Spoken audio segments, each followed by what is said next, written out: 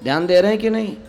चाहे जैसी जिंदगी तुम जी रहे हो, इतना सुंदर, 1-2 मिनट गुस्सा आकर के सब पर पानी फिरवा देता है, नहीं फिरवाता है क्या?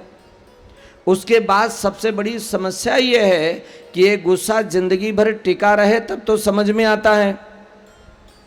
ये गुस्सा अगर जिंदगी भर टिका रहे तब तो दुख नहीं होता है, लेकिन ये गलत करवा के खुद तो रवाना हो जाता है, पीछे बच्चा है दुख। अब वो जिंदगी भर खुद को भोगना पड़ता है।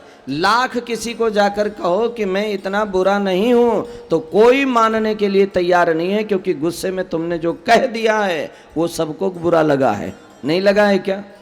इस गुस्से से बचने के लिए भगवान से विनती करनी चाहिए। सबसे बड़ा दुर्गुण है ये, थोड़ी देर के लिए आता है और सब सत्यानाश करके चला जाता है, किए किराए पर पानी।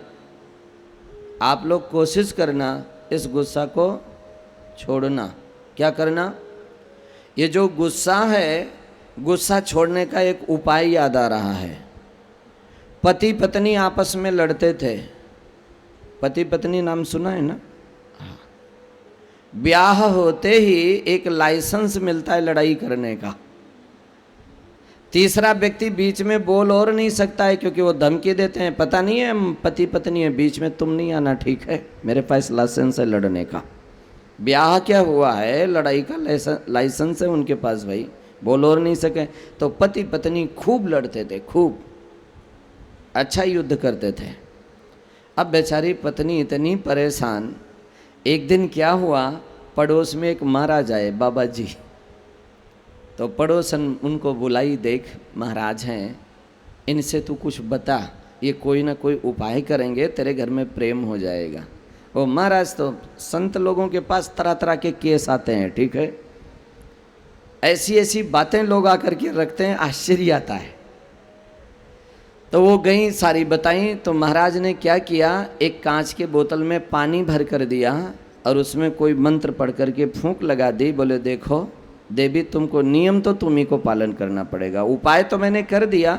जैसे तुम्हें पता लगे कि पति वो सामने आ रहा है, दौड़ कर जाना, एक घूंट पानी मुख में भर लेना। जब तक पति गाली गलौज बकता रहे तब तक तुम गिटना मत उसको, और जब वो चुप हो जावे तब आप बाद में गिट लिया करना।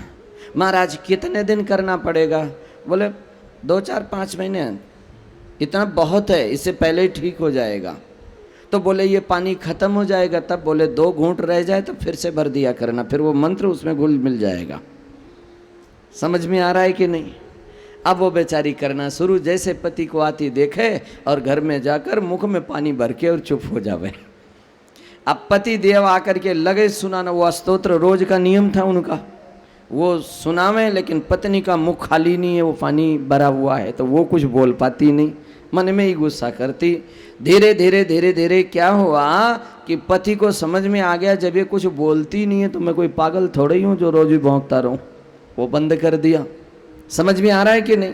क्योंकि लड़ाई के लिए कम से कम 2 आदमी तो चाहिए। लाख 2 लाख हो तो बढ़ियों से बढ़िया लड़ाई होती है, लेकिन कम से कम 2 आदमी तो चाहिए। अब वो बेचारी कुछ बोले ही नहीं। अब पति अकेला कब तक बोले? वो भी चुप हो गया। और जब वो चुप हो गया तब एक दूसरे को समझने लगे और आपस में बड़ा प्रेम हो गया।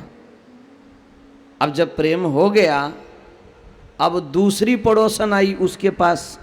बोले तूने क्या उपाय किया? बोले ये बोतल का पानी तू ले जा, अब हमारे तो काम ठीक हो गया। अच्छा एक बात बताओ, वो बोतल के पानी में कौन सा मंत्र रहा होगा? समझ तो आप लोग गए ना? एक बोले और दूसरा अगर चुप रहे, ना बोले तो भी काम चल जाए, लेकिन ना हमारी माताएं ये बोले भले नहीं, लेकिन सामने खिसकती और नहीं है, खड़ी रहेंगी जरूर, तो भी आवाज आती है। कई लोग कहते हैं ना दोनों हाथों से ताली बजती है, लेकिन अगर एक ना कुछ करे, खड़ा रहे, तब भी आवाज आती है कि नहीं आती है? ये हट जाए तब तो काम बन जाए। लेकिन माताओं के हमारे मूंछ नहीं होने पर भी खड़ी रहती हैं, मूंछ की लड़ाई होती है। हम कोई कम थोड़े ही, हमारी गलती थोड़े थी महाराज। अरे गलती यही थी कि तू खिसकी नहीं, खिसक जाती तो अकेला कब तक कोई करेगा? 2 में से 1 व्यक्ति भी समझदार हो तो मैंने ऐसा सुना समझा है कि जिंदगी बढ़िया से कट सकती है। लेकिन अब दोनों ही VIP मिल जाए फिर तो कहने ही क्या है।